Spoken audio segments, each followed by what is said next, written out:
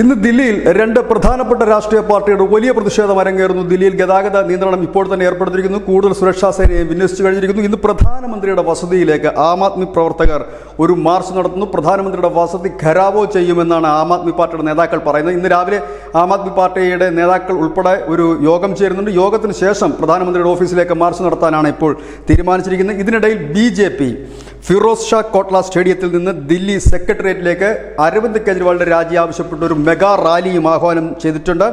BJPയുടെ Delhi chief Virendra സച്ദേവയാണ് March നയിക്കുന്നത്. ഏതായാലും രണ്ട് പ്രതിഷേധ മാർച്ചുകൾ, ഒരു ഭാഗത്ത് പ്രധാനമന്ത്രിയുടെ വസതിയിലേക്ക് ആം ആദ്മി പാർട്ടി നയിക്കുന്ന മാർച്ച്, മറുഭാഗത്ത് സെക്രട്ടേറിയറ്റിലേക്ക് ആം ആദ്മി പാർട്ടി ഭരിക്കുന്ന സെക്രട്ടേറിയറ്റിലേക്ക് BJP നടത്തുന്ന മെഗാ മാർച്ച്. അങ്ങനെ രണ്ട് മാർച്ചുകൾക്കാണ് ഇന്ന് ദില്ലി സാക്ഷ്യം വഹിക്കുന്നത്. സംഘർഷാവസ്ഥ നിലനിൽക്കുന്നു എന്ന് തന്നെയാണ് പുറത്തു വരുന്ന വിവരം. കാരണം ഈ BJPയുടെയും ആം ആദ്മിയുടെയും ഓഫീസ് അടുത്തടുത്ത് സ്ഥിതി ചെയ്യുന്ന രണ്ട് ഓഫീസുകളാണ്. ഏതായാലും ഒരു വലിയ സംഘർഷത്തിന് സാധ്യത മുന്നിൽ കണ്ടുകൊണ്ട് തന്നെ സുരക്ഷാ സംവിധാനങ്ങൾ ശക്തമാക്കിയിരിക്കുന്നു. News desk news India Malayalam.